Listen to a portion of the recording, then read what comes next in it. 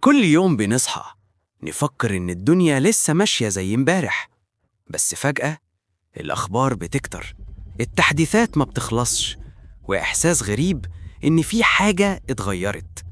الدنيا بقت أسرع وإنت لسه واقف مكانك. برنامج بيعمل شغل في ثواني كان بياخد منك ساعات، وساعتها السؤال بيضرب: أنا لسه مهم؟ ده مش فيلم خيال علمي، ده الواقع دلوقتي.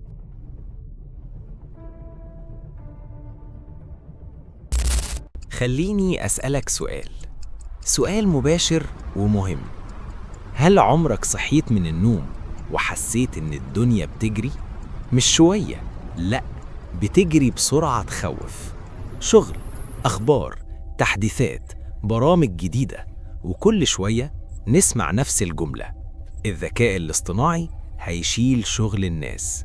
طب استنى، خلينا نقف هنا ثانية. انت حاسس بالخوف ولا حاسس ان الدور قرب؟ لان اللي بيحصل حوالينا مش تطور عادي، احنا في نص تحول كامل. والسؤال مش هل الذكاء الاصطناعي قوي، السؤال الحقيقي: انت واقف فين من اللي بيحصل؟ خلينا نكون صراحة، الخوف ده مش وهم.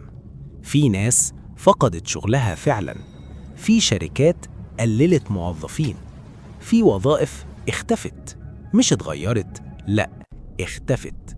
مترجمين، خدمة عملاء، شغل كان زمان آمن، وفجأة برنامج بيعمل نفس الحاجة في ثواني. فطبيعي تسأل نفسك: طب أنا كده مكاني فين؟ بس قبل ما نكمل خوف، خليني أقول لك حاجة مهمة. الخطر مش في الذكاء الاصطناعي، الخطر في إنك تفضل واقف.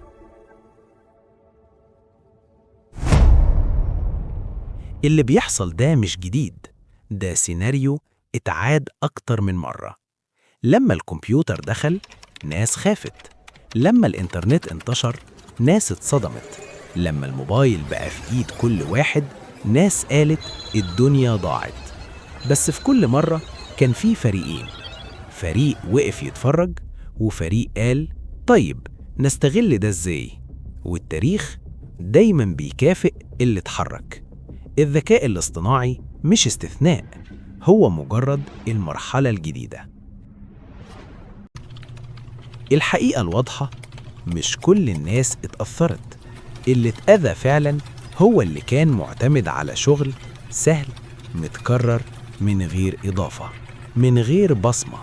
وده لازم نفهمه كويس. الذكاء الاصطناعي ما سرقش شغل حد، هو بس كشف إن في شغل كان ممكن يتعمل من غير عقل بشري من الأساس، وده فرق كبير.